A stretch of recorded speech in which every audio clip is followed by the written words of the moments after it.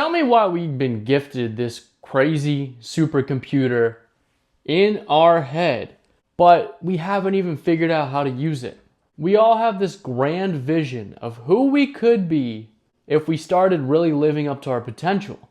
But the thing is, we're stuck in all these old habitual patterns. We're stuck in the past and we can't really break out and make the changes that we want to make.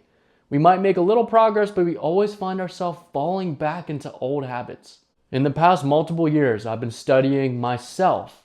I've been studying science. And I've really been thinking about, why the hell is it so hard to change myself? Why is it so hard to do the things that I know I need to do, but I end up being driven by my impulses, being driven by addictions, being lazy, procrastinating, putting off things that I know I need to do?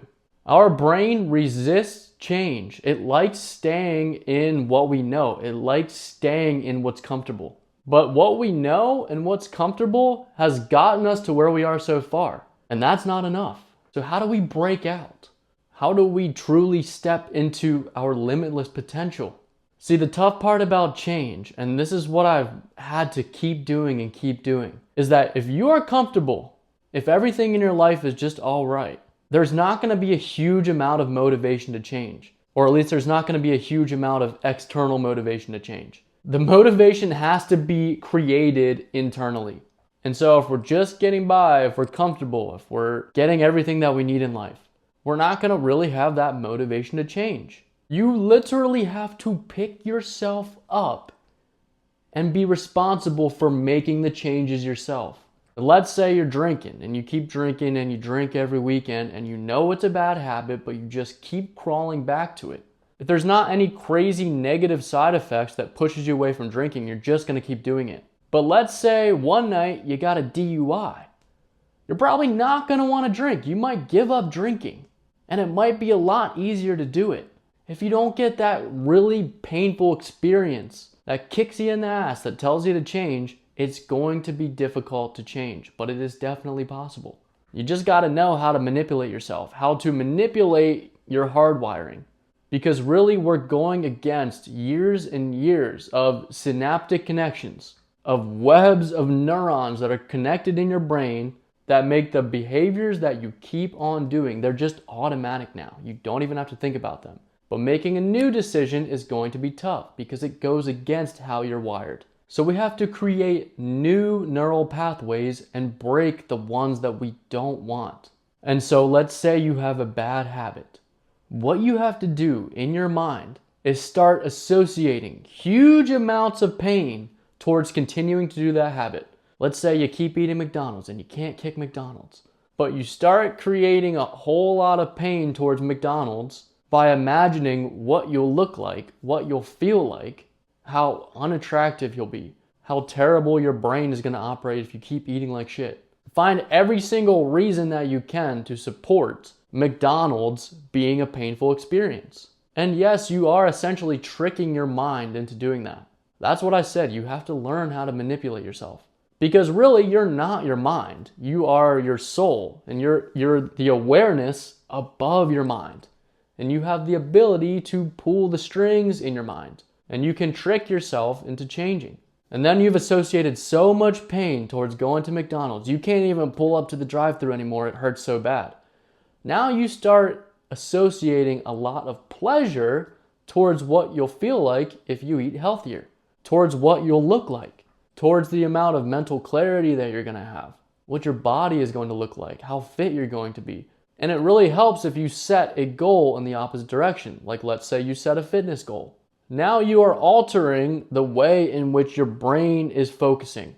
And it's not going to be focusing on the lack of McDonald's. It's going to be focusing on doing things towards the goal that excites you.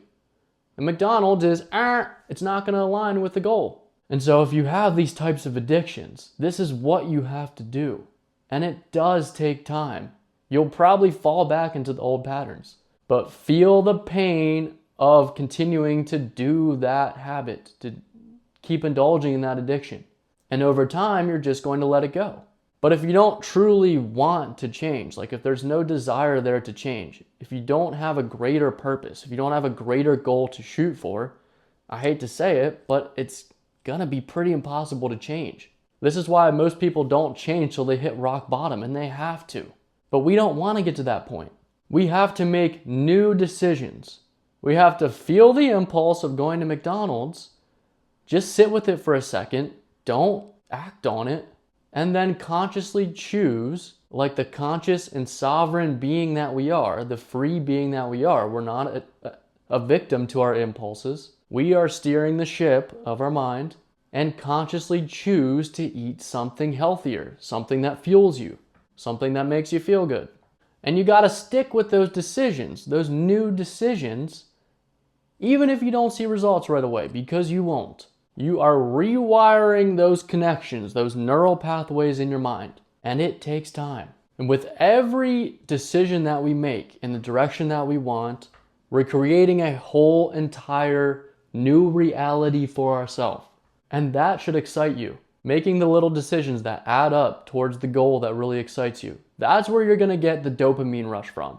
And once you stop getting the dopamine from the shit that you don't want to do anymore and start getting dopamine from the things that align with your potential, that's when you can shift your whole entire identity.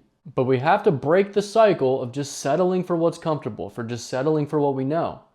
And we need to step into what we don't know. Most people aren't going to have the courage to do that because it does kind of suck at first. It's super uncomfortable and our brain does not like that. But all the things you've been doing got you to where you are right now, and it's not enough. We have to make this shift at one point or another. We're going to grow up and be 80 years old and regret not doing what we know we needed to do. We're going to regret not really stepping into our full potential.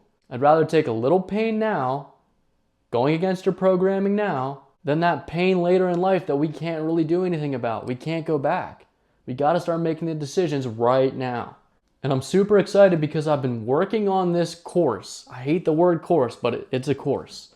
I've been working on this course for like 2 years now, and it's going to be a whole entire process of how to rewire your brain, get out of your own way, and become truly limitless. And I really think a lot of people can benefit from it because it's organized knowledge. You don't have to spend like 8 to 10 years like I did figuring things out and failing. I've condensed it into one protocol that will break your current conditioning, wipe the slate clean, and allow you to install new programs, new beliefs, new mental patterns that really free you to step into your full potential. But that's all I got for today. Peace.